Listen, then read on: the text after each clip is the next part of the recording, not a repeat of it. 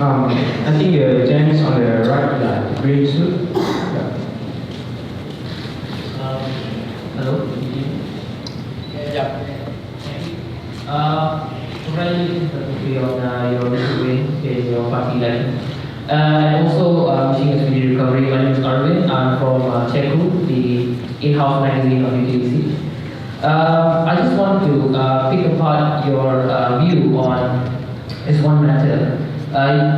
In a culture where organizations that purport to represent and empower its people are more concerned with corporate donors and social activism or making a stand, how should we encourage the thinking element you have previously mentioned, when even the organization that called you to this hall to talk about certain activism shies away from it because it's scared to lose from the donors? How do we inspire this type of revolutionary thought in the first place? Now, insightful perceptive, you actually answer part of your question. That, firstly, we have to survive given the present environment and limitations, yes. So you should have the wisdom in knowing the limits. I ignore the limits. And so I say, President, okay. So that I was getting worried, I was getting a bit comfortable in the prison, in the sense that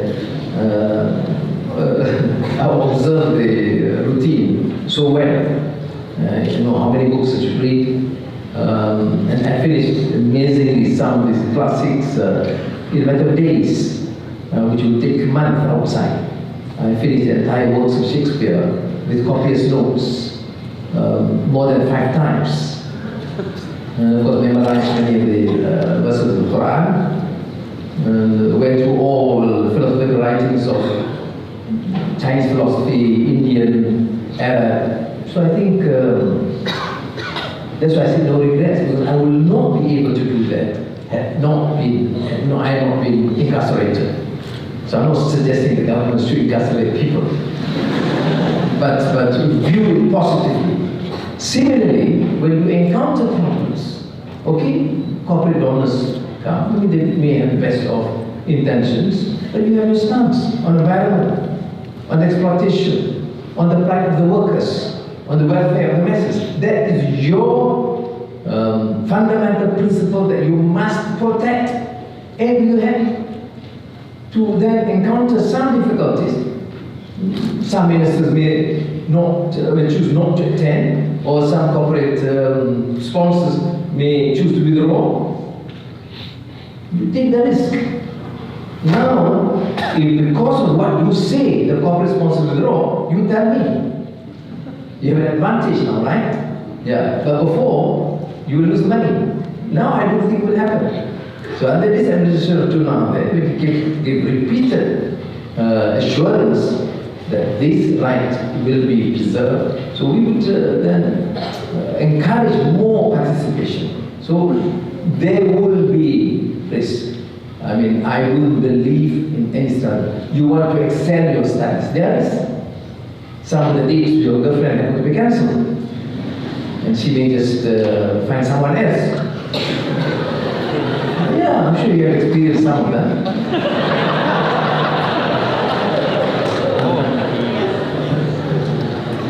Thank you.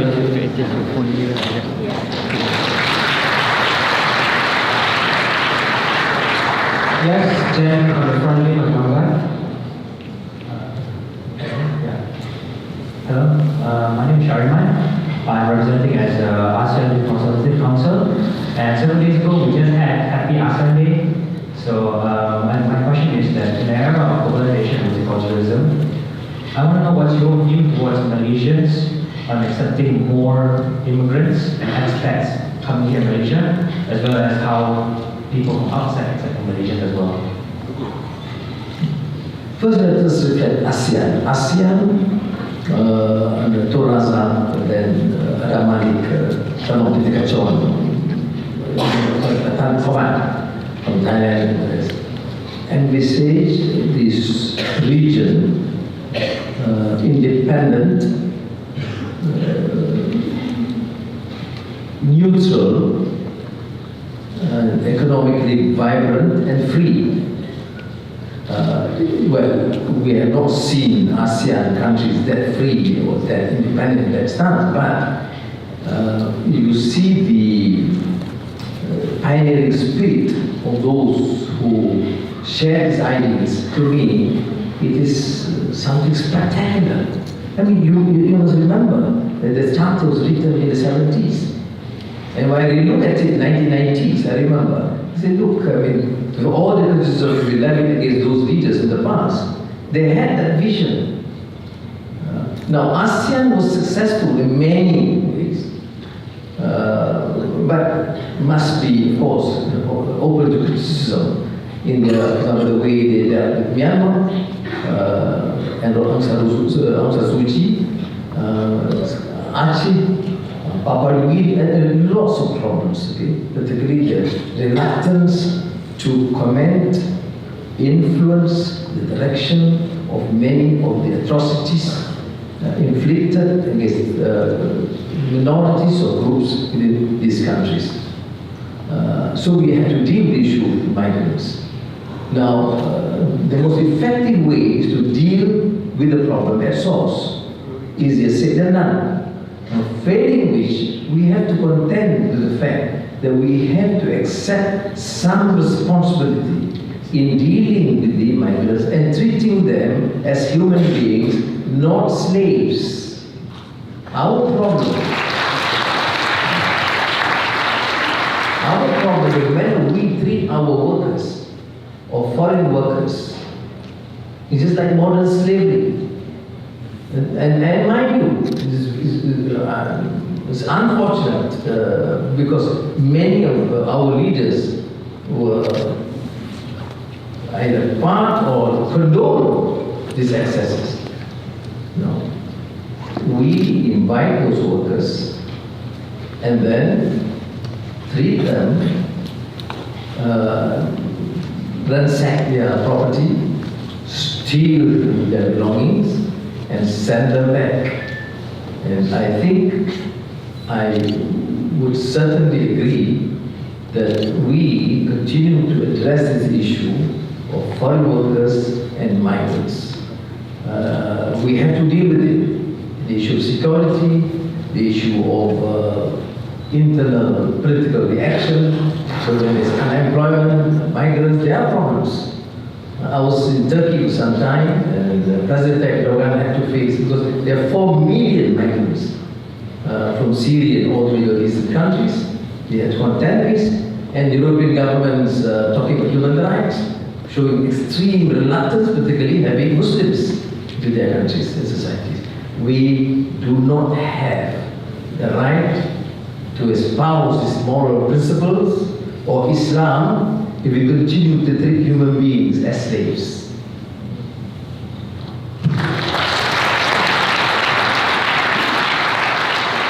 And now we proceed to the gents on the right, back there. Yeah. Good morning, Dr. Sri. My name is Nishan, and I'm a first-year student at the University of Oxford doing engineering. So you quoted Saidina Ali earlier, saying that we must have a love of knowledge and wisdom and scholarship. We cannot deny that those things are the key going forward in our new era of Malaysia. So I have 2 questions related to that. The first one is, why is there a significant gap in prestige and quality of education between local universities and universities abroad? And my second question is, how do we incentivize talented Malaysians to choose to pursue their education in Malaysian universities and also choose to work in Malaysia eventually? Thank you.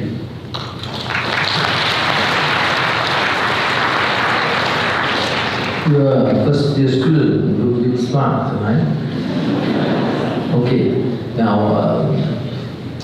first, the principle of democratization of access to quality education, propounded by UNESCO some years back. democratization of access of education is not adequate.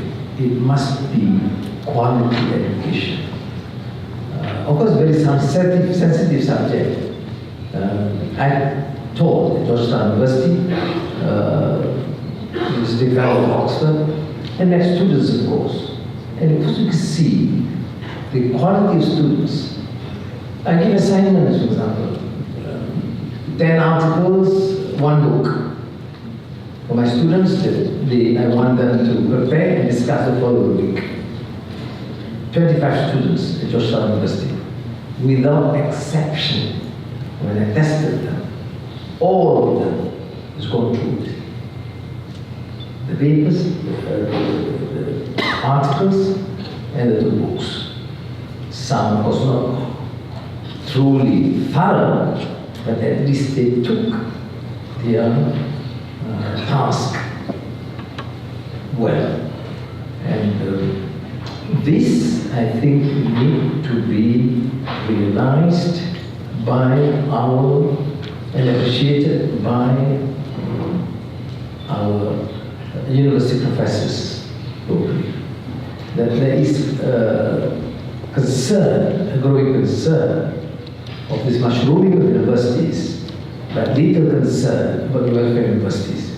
I'm not particularly worried about rankings or this propensity to just immediately crave for better standards in terms of international ranking. But I'm concerned about immediate task of proficiency in the languages. I mean, it's fair to expect Malaysians have good command of Bahasa Malaysia.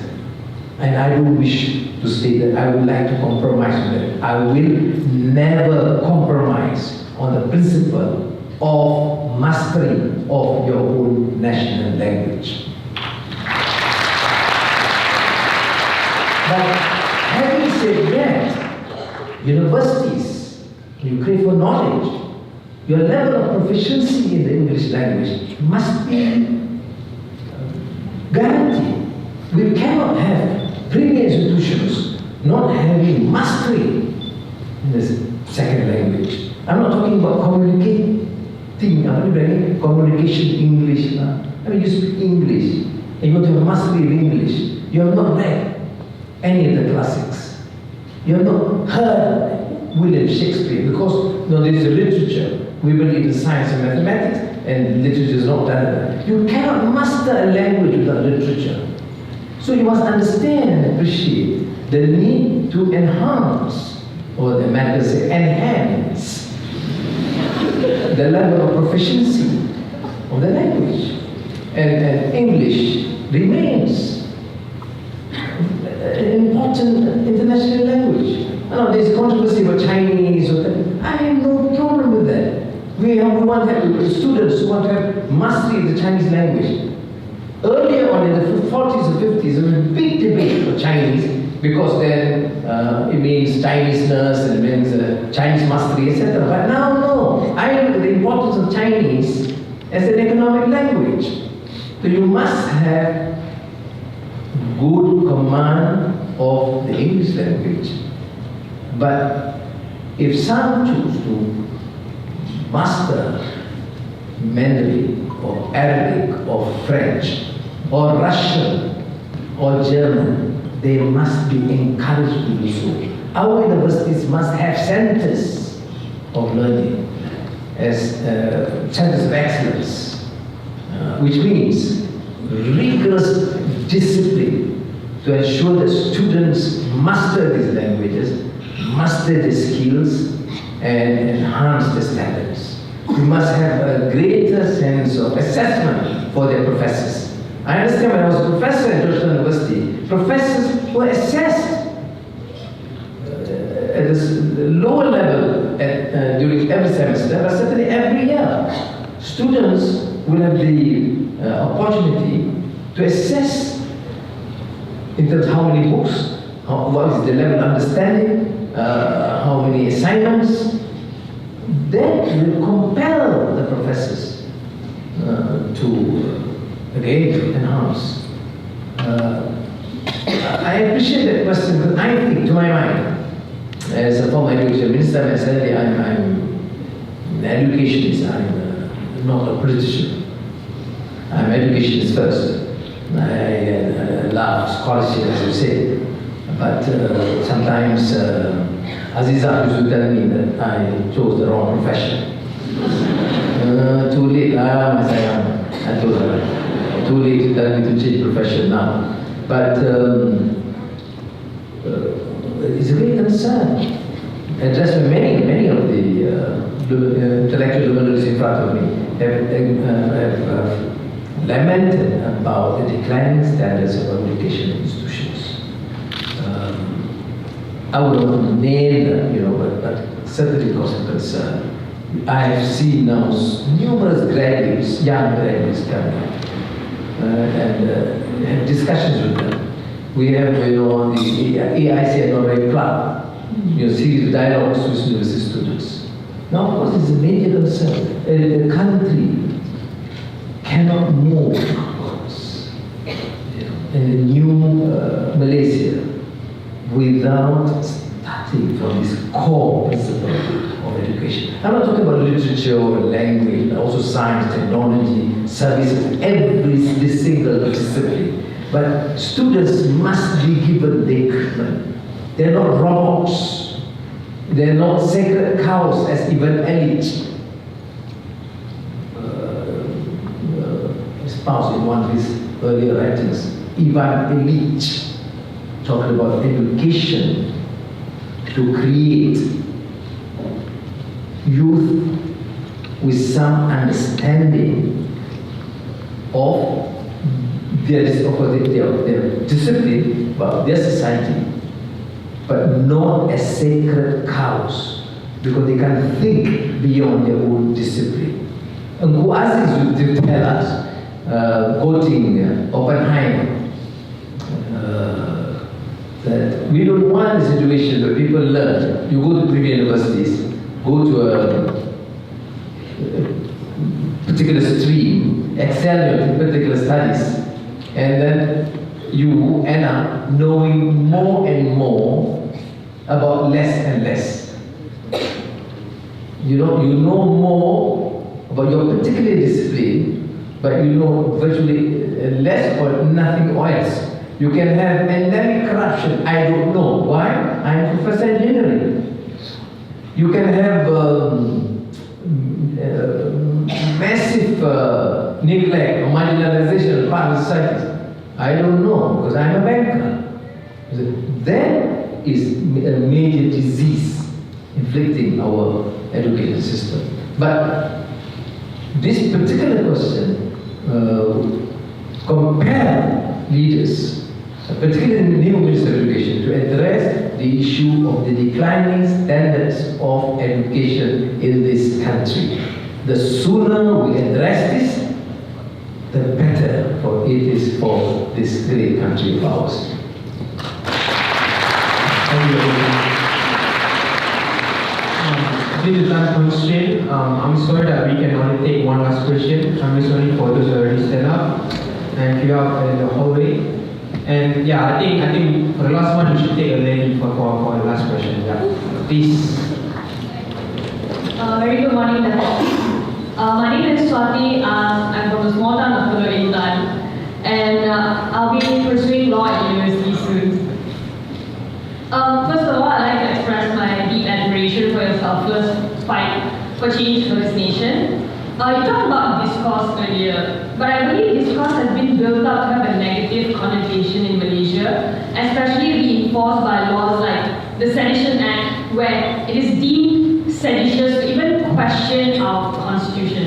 So how can we, one, incorporate the change we preach for into our very much antiquated laws, and two, convince the general public to partake in such discourse that has been shunned for so far?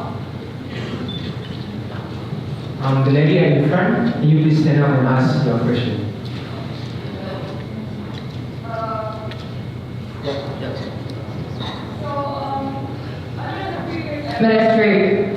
Under the previous administration, prior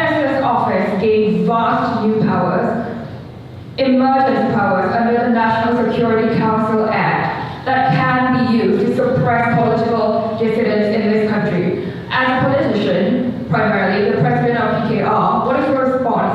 And secondly, as someone who was a prominent student activist in your own time, what do you think is our role as young Malaysian students that can be used in the face of these new emergent powers in Malaysia? Thank you.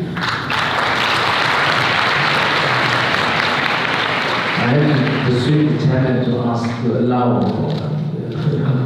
the second question because I saw completely devastated. Not given the opportunity to ask. Thank you very much, Nanda. On the second question first.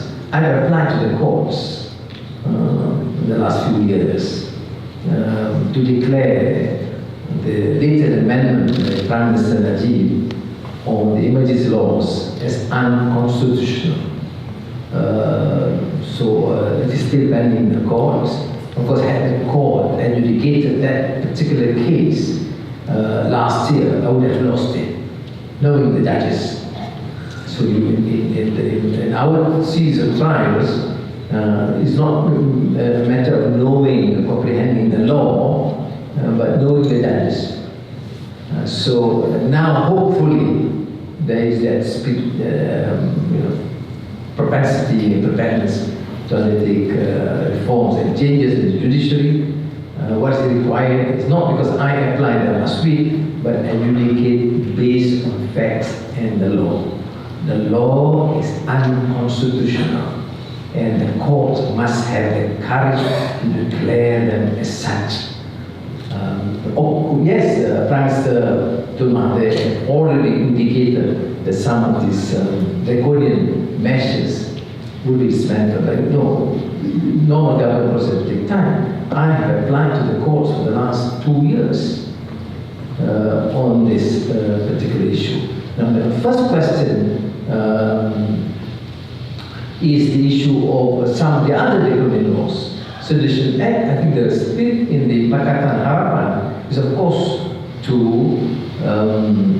review all laws promulgated given circumstances. I was not involved. The Sedition Act was introduced prior to my joining the government. I read extensively about it. I disagreed with the principle. But I thought the circumstances then was on the pretext of racial and religious sentiments on the rise that the government felt that they were not able to contend with them if people can continue to express their views, particularly political parties, racist or very, very fanatical in their views. So I thought, okay, reflecting on it as a historical fact, yes, but I think completely irrelevant. It's like the Internal Security Act introduced to deal with militant communist activity. Those arrested, hundreds and thousands afterwards, were hardly any who were militant communist activities, but trade union leaders, student leaders, political leaders. So the concern is not only on the law, but also the abuse. So our concern here, whilst we are concerned about dismantling obsolete, oppressive or draconian laws, is also to disallow abuse by those in power.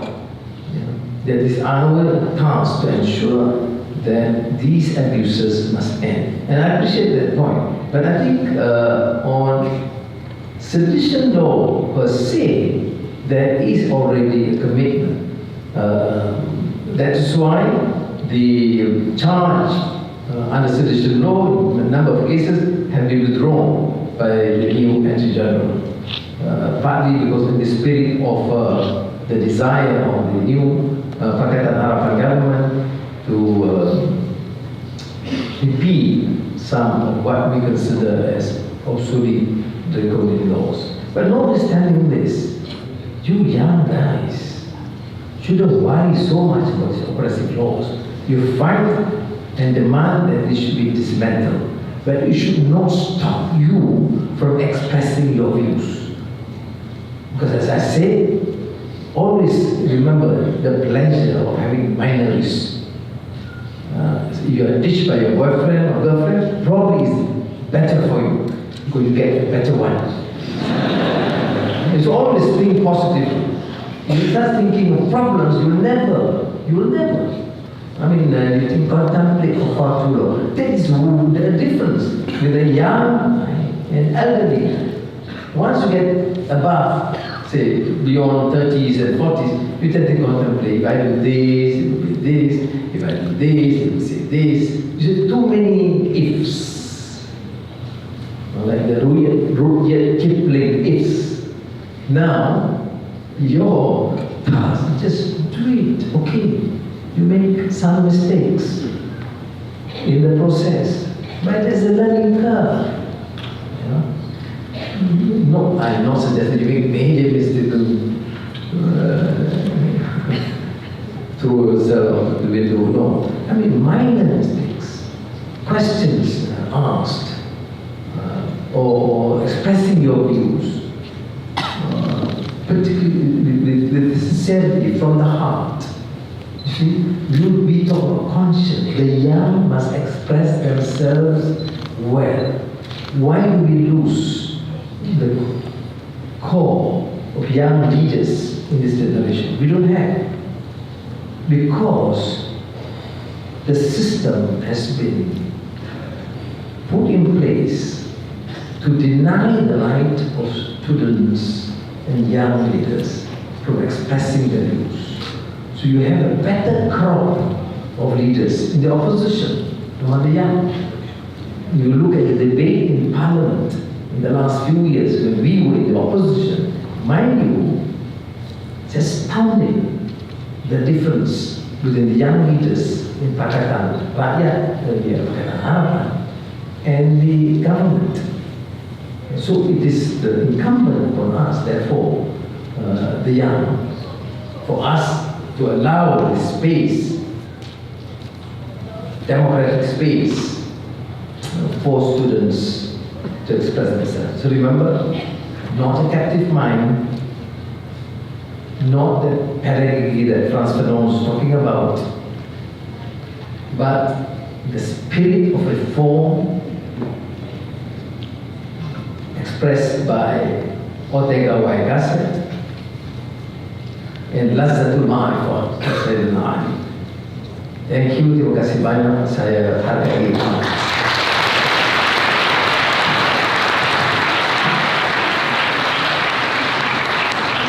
Thank you so much, Bhagya Sri. And with that, we will end the session. But before we end the session, for your information, ladies and gentlemen, and everyone in the hall, Dr. Sri Anwar just recently had his birthday yesterday. Dr. Sri Anwar, happy birthday. Yeah. Thank you so much for coming and making our time.